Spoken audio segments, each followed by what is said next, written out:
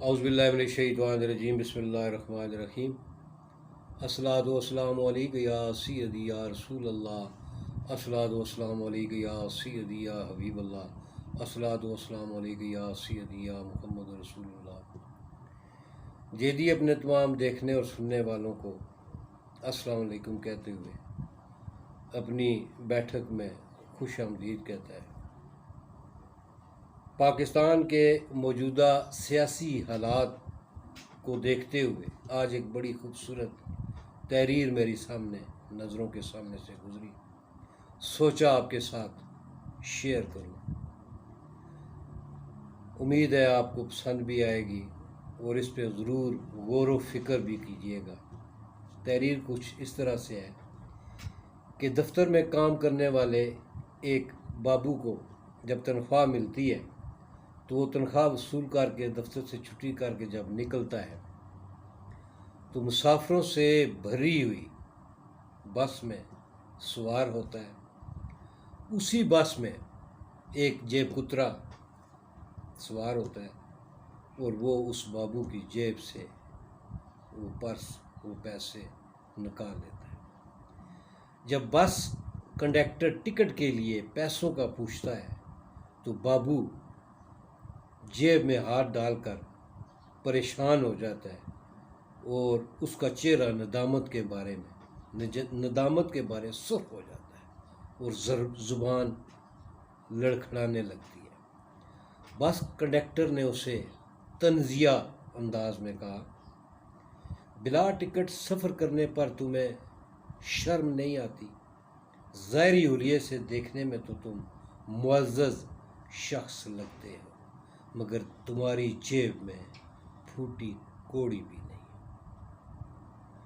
جیب کترا جو پاس ہی کھڑا تھا اس نے کنڈکٹر کے کندھے پر ہاتھ مارا اور کنڈکٹر سے کہنے لگا، میرے بھائی اس شریف شخص کا تمسخر اڑانا بند کرو، اس کے ٹکٹ کی قیمت میں ادا کروں۔ یہ سن کر بابو نے خدا کا شکر ادا کیا اور مسکرا کر جیب کترے سے کہا، یہاں پہ یہ پوائنٹ نوٹ کرنے والا ہے، خدا آپ کو خوش رکھے اور آپ جیسے لوگوں کے کاروبار میں روزی رزق میں ترقی دے، کیونکہ آپ جیسے ہی معاشرے کے حقیقی ہمدرد لوگ ہیں جو مصیبت میں مبتلا لوگوں کا خیال رکھتے ہیں۔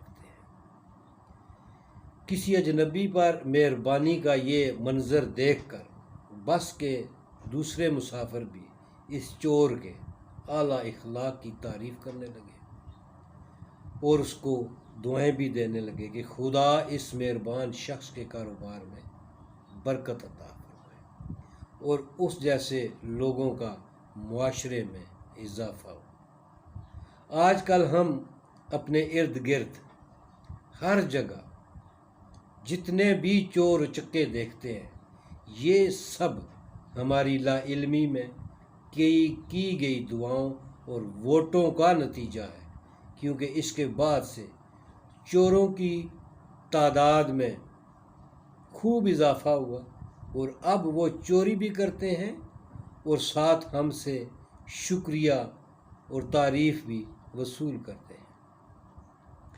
چور ترقی کرتے کرتے کہاں سے کہاں پہنچ گئے اور ہم بھی ابھی تک جمہوریت کی بس میں کھڑے لٹ رہے ہیں اور چوروں کا شکریہ ادا کر رہے ہیں، ان کی ترقی کے لیے دل سے دعائیں بھی مانگ رہے ہیں۔ میرے YouTube family members and friends, یہ تو ایک واقعہ تھا، لیکن اس میں جو بھید پوشیدہ ہے، کب تک یہ ملک ان چوروں اور ڈاکوؤں کے ہم حوالے کرتے رہیں گے؟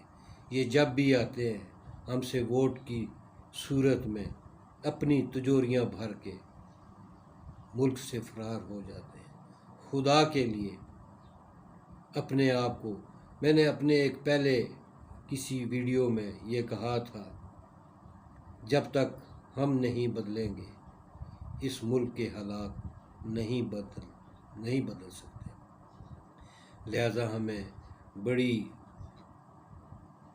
گہری سوچ کر کے اپنے مستقبل، اپنے بچوں کے مستقبل کے بارے میں سوچنا ہوگا۔ ہمیں صرف موٹر وے یا میٹرو بسوں کی ضرورت نہیں ہے۔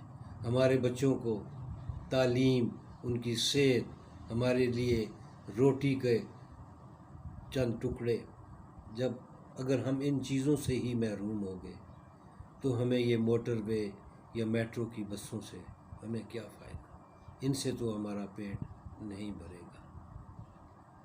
امید ہے آج کی یہ ویڈیو آپ کو پسند آئے گی اور ملک کے مستقبل میں، اس کی ترقی میں حصہ ڈالنے کے لیے اپنے آپ کو چینج کریں۔